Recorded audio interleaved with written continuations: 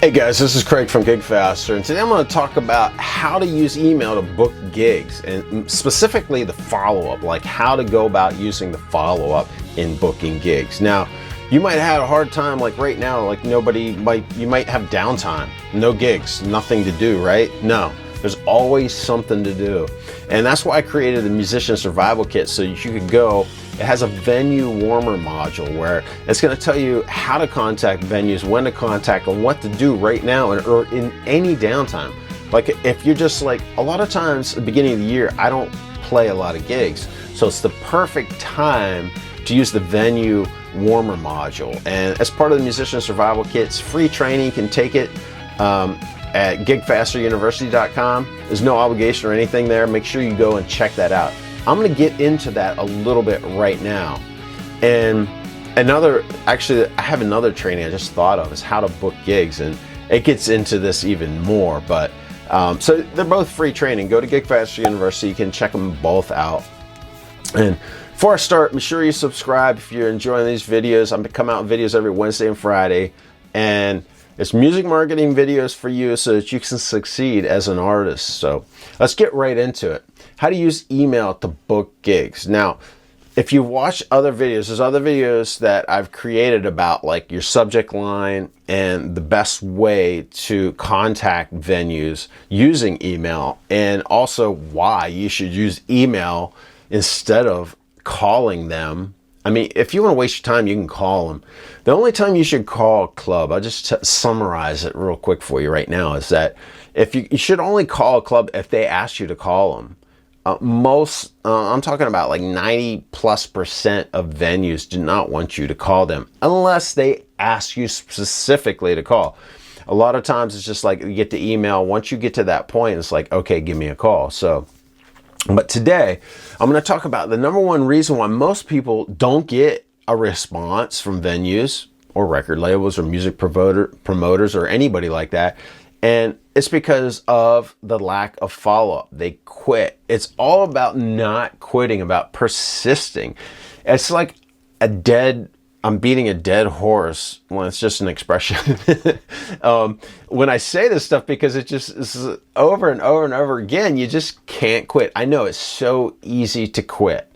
And I've used this story before, but I just feel like I have to say it again. It's like a friend of mine who's in construction. He has a music degree. We went to college together for music. We both got classical guitar degrees and jazz. I did jazz as well. But anyway, he goes and does construction every day, and he's unable to work because of the pandemic, you know. So like I say, this stuff works in any downtime, regardless of the economy, regardless of what's going on in the world. If you just don't have any gigs, you can still use it. But anyway, he had off. I asked him, texted him and said, hey man, are you still working? He's like, no, I haven't worked for 2 weeks. And I'm like, okay, what have you been doing? He goes, I haven't even touched my guitar. I'm like, what?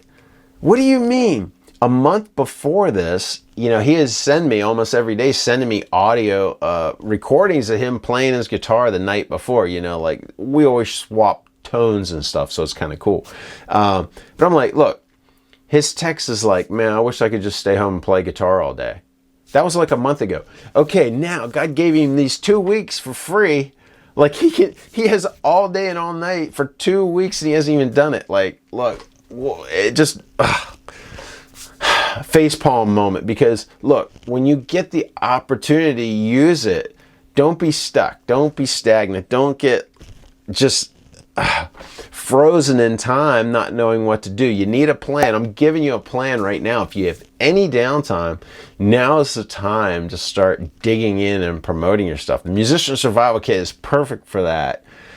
Take that free training. So how to use email to book gigs, and specifically the follow-up. How are we going to do this?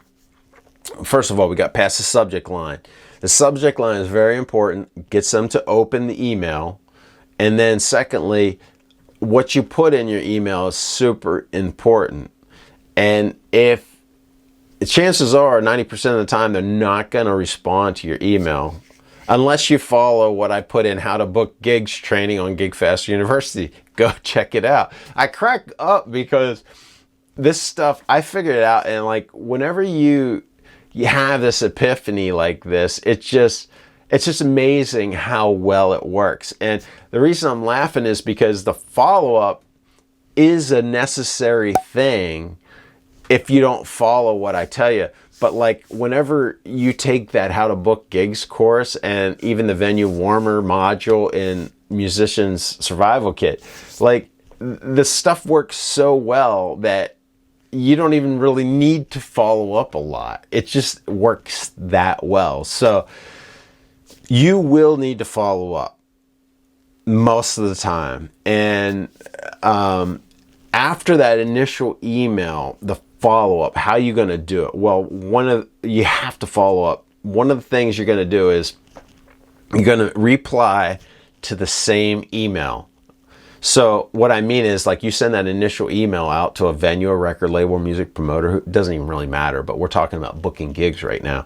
When you follow up with them, make sure it's exactly the same subject line. The only thing that should be different should say RE at the beginning, you know, like you're replying to something. And you should include the other emails in that chain.